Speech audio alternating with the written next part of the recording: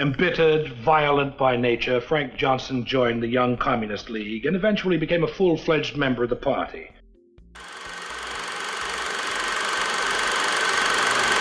Hello to all the classic people that are returning. I'm glad you're back. I want to welcome any new visitors. As a technical note, references and citations are listed for each show on the site at classicmovierev.com. Today on Classic Movie Rev, we are taking on Film Noir, The Woman on Pier 13, 1949. This movie premiered under the name I Married a Communist 1949, but it was changed before the general release. Before we get going, I want to remind you to follow the links in the show notes or from the site to visit our store. I have a resource page with a lot of useful information also. Check it out at classicmovierev.com/resources. When I recently watched this movie, I was in a flush after seeing Janice Carter playing the sadomasochistic Femme Fatale, Jill Merrill in Night Editor 1946. I wanted to see as much venom here, but her part didn't have the other film's heft. The Woman on Pier 13, 1949 has enough star power to be the greatest film noir of all time. However, this group of actors was wasted on a plot and script that didn't live up to their talents. I will talk about one of the reasons why in the summary. Today's film is rated a paltry 6.0 on imdb.com. On RottenTomatoes.com, it has a pitiful 20% on the tomato meter and only 42% audience approval. Variety magazine reviewed this film at the time of release and said, quote, "As a straight action fare, I Married a Communist generates enough tension to satisfy the average customer. Despite its heavy-sounding title, the pick hews strictly to tried and true Mueller formula, melodrama. Pick is so wary of introducing any political gab that at one point when commie trade union tactics are touched upon, the soundtrack is dropped." Unquote. Steve O at Film Noir of the Week said most noirs with a message don't do much for him, followed by, quote, "The Woman on Pier 13 is one exception. Originally titled I Married a Communist by RKO chief Howard Hughes, the film is possibly the first attempt at an anti-communist film from Hollywood. Thankfully, the communists are depicted as basically gangster thugs, so the movie works as a solid crime thriller, even though it tries to be propaganda. It's a pity that some of the members don't understand that they can never leave the party until the party's ready to let them go. Sounds more like something you'd hear in Godfather 3 than a piece of pulpy propaganda." Unquote. In his book, Film Criticism, the Cold War, and the Blacklist, Reading the Hollywood Reds, 2014, Jeff Smith said the film was, quote, "an amalgamation of propaganda and noir, and it is paradoxical to use film to build political consensus using devices and storytelling strategies from the bleakest and most pessimistic films Hollywood has ever made." Unquote. So in essence, it improved with time. Actors. Right, and I'm a Shakespearean actor. Robert Ryan is tough as nails playing Brad Collins, an ex-stevedore that has moved into management and has a secret. Ryan was first covered in Battle of the Bulge, 1965. Thomas Gomez plays the head communist Vanning. He was a real stinker and his acting was solid. Gomez was first mentioned in Key Largo, 1948. Janice Carter played the role of Femme Fatale, Christine Norman. She was good, but I think the script limited her. Carter was first covered in Night Editor 1946, where she was one of the best femme fatales ever. William Tallman played hardened killer Bailey in his first film role. While he will always be Hamilton Burger to me, his brutality rose to the level of The Hitchhiker 1953, but without the overt crazy. Tallman was first covered in the film noir Armored Car 1950. John Agar played Nan's younger brother, Don Lowry. It was kind of interesting to see him try to pull off tough. Agar was first covered in the terrible film The Undefeated 1969. Paulie Burns played bad guy J.T. Arnold. Burns was first covered in Night Editor 1946. Lorraine Day played the extremely innocent Nan Collins. Day was born in Utah in 1920. In addition to being the mayor, her father was a Ute Indian agent. Day was born on the reservation. Her parents moved to California and she joined the Long Beach Players. Day graduated from Polytechnic High School in 1938. Day had her first small film role in 1937. She found a recurring role as Mary Lamont in Calling Dr. Kildare 1939, The Secret of Dr. Kildare 1939, Dr. Kildare Goes Home, 1940, Dr. Kildare's Crisis, 1940, Dr. Kildare's Strange Case, 1940, Dr. Kildare's Wedding Day, 1941, and The People vs. Dr. Kildare, 1941.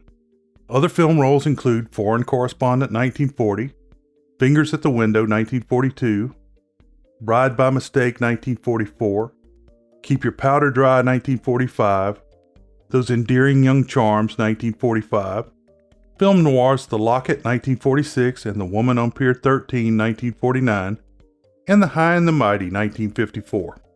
Day was a pinup favorite during World War II. She sent a picture of herself in a negligee to be used as nose art. After 1954, she mostly worked in television until the end of her career in 1986. A strong anti-communist, she was a member of the right-wing group Motion Picture Alliance for the Preservation of American Ideals, along with John Wayne, Clark Gable, and Barbara Stanwyck. She died in 2007. Story. Let me explain. No, there is too much. Let me sum up. A car is shown driving along the California coast. The unseen couple goes into a fancy resort, and the male hand signs the register, Bradley Collins and wife. A female hand slashes out and wife, and adds Mr. and Mrs. to the front. The newlyweds are Brad Collins, Robert Ryan, and Nan Collins, Lorraine Day. They have a big room, and Brad is a good tipper. Nan comments on a vase, and Brad says he can't be educated. Ming! Ming who? Ming Dynasty, Chinese. Of course, it isn't real. Honey, don't start educating me again. I told you the first time we battled, you came along too late to change it. Nan then recounts that she came to redecorate his office, and they decided to get married after knowing each other for only 5 days. He mentions that he stole her from a nice guy. He wants to get busy, but she is stalling. They kiss, and it goes from day to night.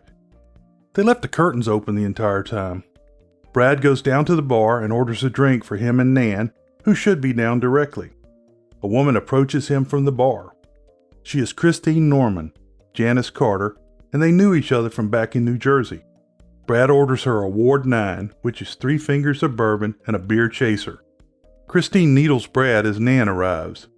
How's the new Mrs. Collins? She's fine. Incidentally, as if you didn't know, she's joining me in a minute. Oh, then I really ought to run along. Quit kidding, Christine. Dynamite couldn't blow you out of that chair. All right, you are. Saw the pictures in the paper. She's quite pretty. In her way, you mean? In her way. Which I happen to like. Nan recognizes Christine as a famous magazine photographer. As Christine leaves, she mentions that she is moving to San Francisco.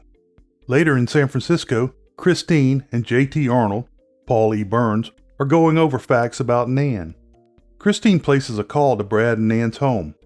The call is answered by Nan's brother, Don Lowry, John Agar. Christine has a sheet on Don, and it says he is highly susceptible. After the call, she chews out the man because he didn't include the fact that Brad had got a job as a stevedore in the shipyard. She storms into her darkroom to process a file that has come in from New Jersey. Don tells Nan about the call and says he really would like to meet the woman that called. They get a vase from Brad's boss, J. Francis Cornwall, Harry Cheshire, and his wife. Brad says they will only bring it out of the closet when Cornwall visits. Brad sends Don off to work. On the film roll that Christine is processing are pictures of her with Brad and other information. At the shipyard, Brad meets with Cornwall, Jim Travis, played by Richard Rover from the union, and other executives. The union wants to have a small board to negotiate with the ship owners. Cornwall refuses, but Brad steps up and says he thinks he can make it work. Brad mentions that he's been on both sides of the fence. Outside, Brad and Jim talk about the negotiations and the fact that Jim dated Nan for 3 years before Brad met and married her in a week. There are no hard feelings between the two men. As Brad heads to his office, he is stopped by Vanning, Thomas Gomez, who says he is a reporter. Vanning talks about Brad moving from stevedore to management. Vanning talks about Frank Johnson, who was unsuccessful in life and part of the lost generation of the 1930s. Vanning continues that Frank Johnson couldn't find a job and became a full member of the Communist Party. Embittered, violent by nature, Frank Johnson joined the Young Communist League and eventually became a full-fledged member of the party. Party card listed Frank J. Agitation and propaganda activities, strikes in New Jersey, prominent and strong-arm work, then suddenly broke all connection with the party and disappeared. Damn commies. Brad says it is dangerous to call a man a commie. Vanning replies that Christine can prove it. Brad knows he is caught and asks Vanning how much bribery money he wants. Vanning says no, I work for the party. Brad tells him to get out because he won't deal with the communist. Vanning leaves Brad an updated party membership card. Christine gets a call that Brad is coming to her apartment. She immediately makes 2 Ward 8s. Christine says she still works for the commies, even though her cover has her living the high life. Brad wants to know why she informed on him. Brad romances her a bit, and she seems to fall for it. But it's all an act to get him back in the party. He crushes her emotions. Just to stick a knife in me after all these years? That's kind of silly for a smart girl like you. So I walked out on you. I figured you got as much as you gave. While it lasted. Did I? Sure. We started off even, we finished the same way. Later, Brad and Nan are having a formal party at their house with the vase out. Brad gets a call from Bailey, William Tallman. Bailey says Brad has to leave with them right now to meet with Vanning. Cornwall tells Brad that he will be the chairman of the union negotiating committee. The doorbell rings. Bailey and another man are at the front door. Brad goes with them rather than have a scene at the party. They take Brad to a storage building near the docks. The car is checked and allowed to drive inside. Brad is taken by a freight elevator to Vanning. Vanning is interrogating a member of the Communist Party about ratting to the FBI. They take the rat outside. Vanning tells Brad he is still in the party and 2/5 of his salary will be diverted into another account for party use. Vanning says they will have meaningful work for Brad. Brad kicks a bit, saying he will not take orders. Vanning dismisses him. JT shows Brad the way out. He is taken outside, where he is shown the rat being bound and dropped into the ocean. He sleeps with the fishes. Bailey smiles as the man drowns. Brad says for JT to tell Vanning he saw what they wanted him to see. Don't! No! No! No!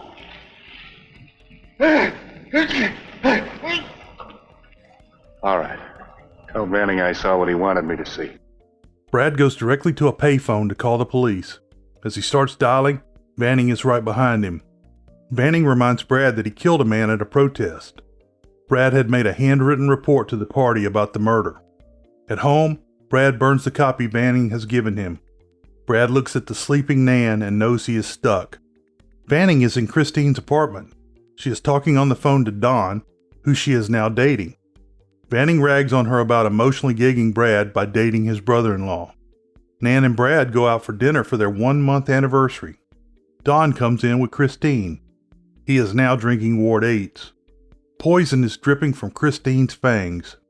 Nan and Don dance, and she says Christine is too experienced for him.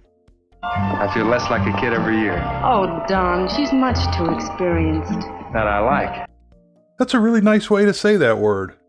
Brad says the kid is nice, and he wants Christine to leave him alone. Christine and Don are making out in the back of a cab. He is all in. She tells him she's having a party the next night. He doesn't know that it's a communist party. Vanning takes Christine into the darkroom to process some film he has brought. The party guests slowly work on Don with communist ideologies and the role of labor unions. After Vanning sees the film, he reverses his attitude about Christine seeing Don. He tells her to get him ready. On the way out, Vanning tells JT to bring Brad and alert the waterfront cells for 11 a.m. Christine saves Don from his political education class. He can't understand the dialectic, so he feels dumb. Christine sets the hook deeper. Vanning briefs his men that the orders say to shut down the waterfront for 60 days. One of the men from the union meeting is a communist. Brad is brought in to see Vanning. Brad is ordered to sabotage the meetings, regardless of the personal cost to himself. Vanning says if he doesn't cause the strike, they will have him arrested for murder. Brad lunges for Vanning, and one of the goons fires a shot that grazes Brad's hand. When Brad gets home, Nan is concerned. Brad orders her back to bed. Yeah, you knew him for a week, and now he's changed. Newspapers show that the labor negotiations have begun. In the montage, Brad is shown doing his commie work. Vanning is happy. Christine works with Don, and party members spread hate. Don now speaks out at the union meeting against a deal. Brad is disgusted by what he has done. Christine has to go to Seattle for her cover job. Vanning gives her extra party work to do and tries to extend her trip. Vanning wants her away from Don because she can't control her emotions. You made a good start with young Lowry. Now you'd better get out of his sight long enough to get your emotions under control. I'll worry about my private life. You have no private life. You started with young Lowry out of spite, although you pretended party motives. Now you think you're falling in love with him. That's ridiculous. And you're beginning to forget your position and mine. That's dangerous. Don is waiting at the airport to see Christine off. She is in love, and Don wants to marry her. She leaves on her trip. Don calls the news about the marriage into Nan. Nan is 100% against the marriage. Jim from the union comes to see Brad. Jim wants to try and start the negotiations again. Brad gets snotty with Nan. Jim picks up a stevedore hook, and I expected it will be used to murder someone later. Nan expresses that she is worried about Don. Jim is shocked that he's going to marry Christine. Jim tells him that Christine is a commie. I couldn't figure Don out. Shooting his mouth up at the meetings, spouting the commie line word for word. But it finally makes sense if she's really got her hooks in it. Jim, if you don't mind, Nan and I'll keep our family affairs in the family. But Brad, I want to hear about Christine. Well, what do you know? It's pretty certain she's a fellow traveler. And I'd make a bet she's a practicing commie. Brad throws him out. Nan asks Brad if Christine is a communist. He changes the subject. They have been married for 3 months. Don is working on the dock and is pretty nasty to his fellow workers. Jim talks to Don about being influenced by the commies. Jim says Don is being used as a stooge. Jim says Christine has used plenty of others like Don. Don tries to hit Jim, but is blocked. Jim tells him to go ask her if he is not afraid of the answer. When Christine returns to her apartment, Don is there waiting for her. Don tells her that Jim said she was a communist. Christine pledges her love and says politics don't matter. I couldn't lie to you if I wanted to, Don. I'm really in love with you. Me or the commie party? He said you've been using me. The way you used plenty of others before me. Well, what about it? I'm sorry it turned out this way. It's one of the reasons I came back sooner than I was supposed to. I should have told you myself. And you really... I'm a party member, yes. I have been for years. Yes, Don. Don, what have politics got to do with you and me? Plenty, because you just made a sucker out of me. You're not in love with me, you never were. Don, that's not true. Oh, stop lying. You did enough of that. Listen to me, Don. I love you. She pulls out the file on Brad, and he sees the photograph of Brad and Christine together. Vanning walks in and tells Don he better forget everything he has heard. Don decks Vanning before leaving. Vanning orders Christine to stay in the apartment while he goes to take care of Don. JT goes down to the Midway where Bailey is running a shooting gallery. The kind with guns and not heroin needles. He also max on all of the females. Against orders, Christine repeatedly calls looking for Don. Don drives his car to Nan's apartment. JT and Bailey follow in another car. JT leaves and Bailey runs down Don after he gets out of his car. Brad has to identify Don's body. Nan tells Brad that Christine called and she believes it was murder. Brad won't let Nan call to find out why Don was killed. Vanning pays Bailey $1,000 for the hit. Christine calls and Vanning won't talk to her. Brad comes back from the morgue and Nan is gone. Nan goes to Christine's apartment and tells her that Don is dead. Christine won't reveal the murderer. The phone rings and Christine refuses to take the call. She tells Nan that it was Nan's husband and Don was killed because of him. Christine also tells Nan that Brad is a commie and shows the pictures. As Nan goes by the switchboard, the operator tells her that her husband has been calling for her. She asks for a taxi. Vanning comes into Christine's apartment and she is writing a suicide note. An emotional woman, ill-balanced, falls in love with a man younger in years, infinitely younger in experience. He is accidentally killed, she kills herself. The case is closed. He burns her note before he throws her out the window. Christine hits with a thud and the sound of breaking glass. Brad runs into the building and asks the switchboard operator if his wife is still in the building. The operator says she headed for Bailey's shooting gallery. Nan gets to the shooting gallery and Bailey starts hitting on her right away. You need practice, baby. You need lots of practice. All you gotta do is squeeze it gentle. See how I mean? It's wonderful. He takes her to his usual place. They go to a small joint with a stage show. Bailey wants to know why a high-class dame came looking for him. Look, baby, high-class merchandise don't have to go around looking for a market. You didn't have to come slumming just to find yourself good company. You're very clever, aren't you? I ain't dumb. You and me didn't meet just by accident. Nan says her, quote, friend's husband beats her and has a lot of insurance. Brad shows up at the shooting gallery and is trying to force Bailey's location out of the guy operating the shooting gallery. Bailey's friend from the Faro wheel leaves to put in a call to Vanning. Vanning gives him instructions. The man says he will take Brad to where Bailey and his wife are located. A man asks to cut in on the dance between Nan and Bailey. Bailey punches him a couple of times and drops him to the ground. Nan says the tough stuff won't work and she needs an accident to get her insurance money. Bailey tells how he steals a car and does a hit and run. JT comes to get Bailey. The Faro man leads Brad on a wild goose chase. Finally, Brad pushes him into an alley and slugs him. Brad beats the guy down. Bailey gets chewed out by JT. JT tells Bailey what to do.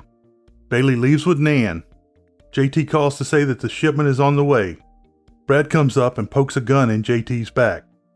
They both leave for the warehouse. JT and Brad arrive at the warehouse and are admitted. Bailey and Nan are already inside with Vanning. In the elevator, JT switches the lights off and hollers for help. He attacks Brad and Brad beats him down. Brad comes in the window as Vanning gives the entire plan to Nan. It's not that you know who killed your brother, but why. Because he found out your husband is a communist, taking party orders in the waterfront negotiations. I had to be sure you didn't pass on that information to anybody else. Christine Norman committed suicide just after you left her, in grief for your brother's death. You're gonna do the same thing. Bailey is ordered to kill Nan. Brad bursts through another door and gets his wife to safety. He has her calling the police from the inner office. Vanning pulls out a gun and shoots at Brad. Brad and Nan flee as another man with a gun chases them through the warehouse. The three bad guys start moving through the warehouse where Brad and Nan are trapped. Brad runs to the other side and draws the fire away from Nan. He kills the unidentified bad guy.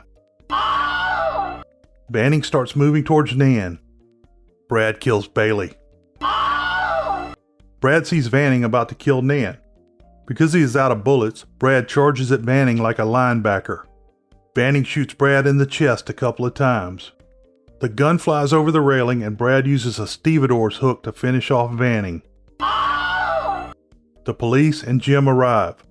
Brad tells where the evidence is. Man made a mistake, Jim. Brad, I love you. I'll always love you. Jim's the right man for you. Always was. I told you you came along too late for me. And he tells Nan that Jim is the right man for her as he dies. I'll be right back with conclusions and the world-famous short summary following a word from our sponsors. Summary. Looney millionaire Howard Hughes bought RKO in 1948. According to IMDb.com, the writer of Out of the Past 1947, Daniel Mainwaring, said Hughes offered this crappy anti-communist script to many people. Any writer, director, or actor that refused was fired as a means of clearing commie sympathizers from the studios. You know why I hate commies so much? I had to spend 3 years tramping around in the snow in Germany because of these guys. I won't get over it. World famous short summary. Once a commie, always a commie. And don't name names. Hope you enjoyed today's show. You can find connections to social media and email on the site at classicmovierev.com or in the podcast show notes. Don't forget to follow the links in the show notes or from the site to visit our store. If you enjoyed this show, go ahead and hit the subscribe button. If you've already subscribed, you can tell a friend, colleague, or family member about the show, or leave a review at Apple Podcasts. It really helps the show get found. If you want to comment, suggest a movie, or help out, contact me by email at jec@classicmovierev.com. Beware the Moors.